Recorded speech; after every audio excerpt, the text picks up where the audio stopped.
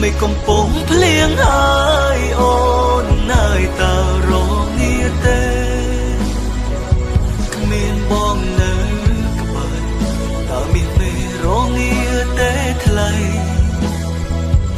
បងសែនបារម្ភចង់ដឹងតើនាងនៅមួយដែលមកថែថ្លៃសង្សារចាស់ម្នាក់នេះបារម្ភថ្លៃពេកច